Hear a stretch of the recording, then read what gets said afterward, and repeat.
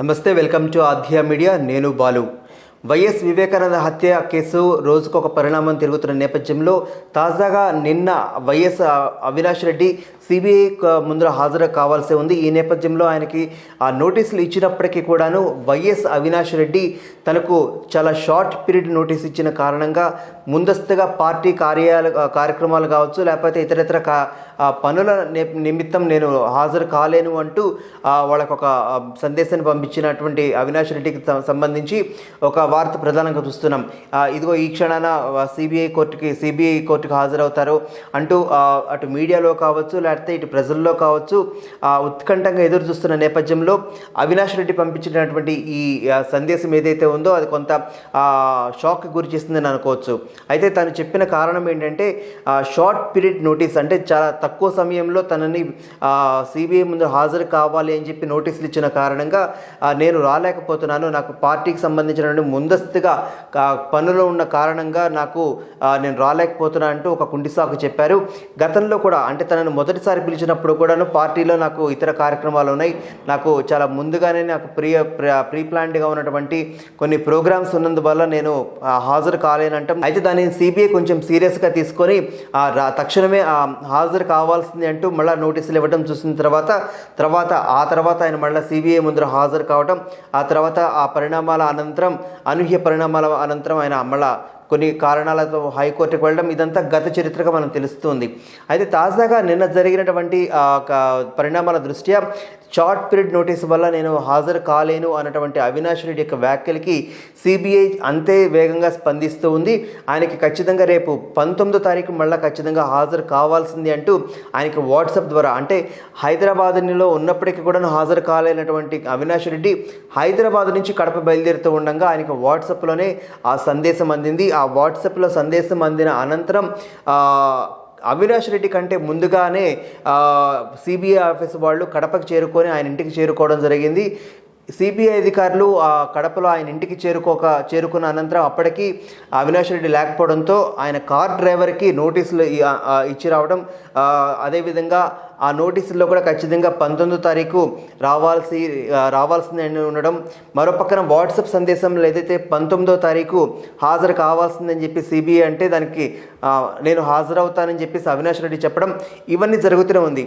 అయితే తాజాగా ఇక్కడ జరిగిన మరొక ట్విస్ట్ ఏంటంటే, హైకోర్టులో ఇప్పటికే వెకేషన్ పీరియడ్లో ఉన్నటువంటి తెలంగాణ హైకోర్టు తన యొక్క ముందస్తు బెయిల్కి సంబంధించి ఏదైతే ఒక నోటీసులు ఏదైతే ఉందో దానికి సంబంధించి విచారించాల్సిందిగా సుప్రీంకోర్టుకి అప్పీల్ చేసుకున్నారు. ఇక్కడ హైకోర్టులో వెకేషన్ పీరియడ్ నడుస్తుండడం వల్ల దాన్ని సుప్రీంకోర్టుకి విచారించాల్సింది అని చెప్పేసి అవినాష్ రెడ్డి తరపున లాయరు అక్కడ సుప్రీంకోర్టులో ఇవాళ ఒక మెన్షన్ చేయనున్నారు. దీనికి సంబంధించి ధర్మాసనం కూడా దానికి స్వీకరించే అవకాశం కనిపిస్తుంది.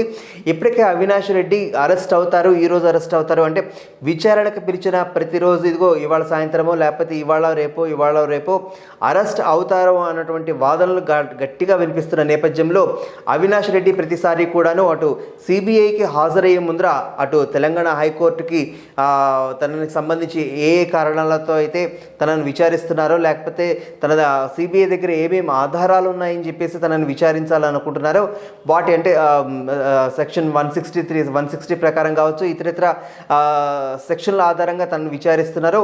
వాటిని ఆధారంగానో లేకపోతే ఎవరో ఇచ్చినటువంటి ఒక కార్ డ్రైవర్ ఇచ్చినటువంటి సాక్ష్యాధారాలు లేకపోతే వాంగ్మూలాలను ఆధారం చేసుకొని తనను విచారించద్దు అంటూ ప్రతిసారి కూడా అవినాష్ రెడ్డి కోర్టు ముందర హాజరయ్యి తన యొక్క అప్పీల్ని చేసుకుంటూ ఉన్నాడు.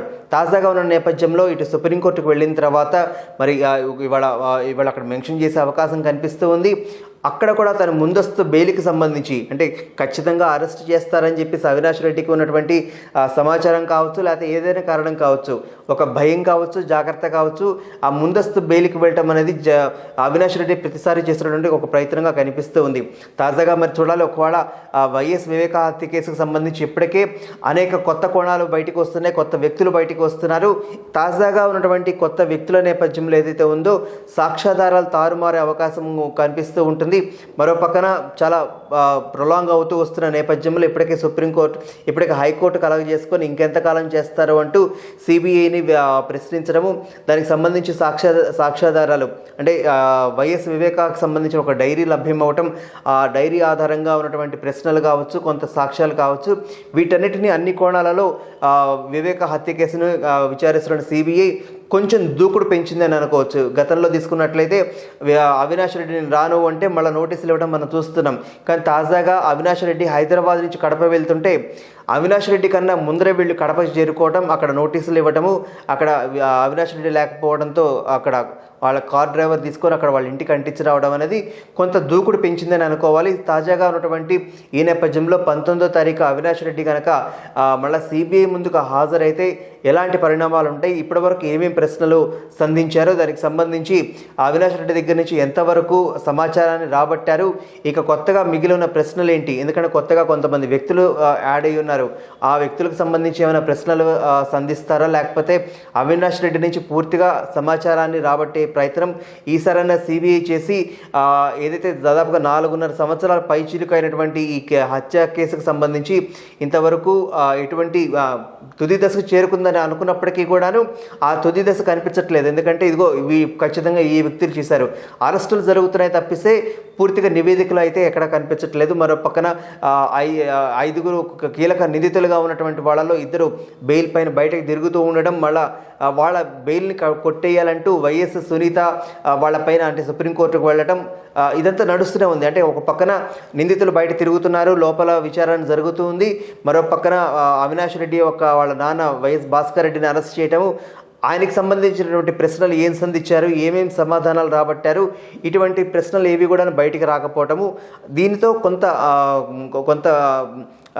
జాప్యం జరుగుతున్నట్టు కనిపిస్తూ ఉంది. లేకపోతే సిబిఐ స్ట్రాటజీ ఏంటో అర్థం కాకుండా ఉంది. ఎంతవరకు విచారణ వచ్చింది, ఇంకెంతవరకు ఉన్నది, సో అవినాష్ రెడ్డి యొక్క పాత్ర ఏంటి, భాస్కర్ రెడ్డి పాత్ర ఏంటి, లేకపోతే దస్తగిరి పాత్ర ఏంటి, ఇట్లా కొంతమంది పాత్ర ఏంటి అనేది పూర్తిగా సిబిఐ బయటకు చెప్తే తప్పిస్తే ఏది తెలియని పరిస్థితి కనిపిస్తూ ఉంది.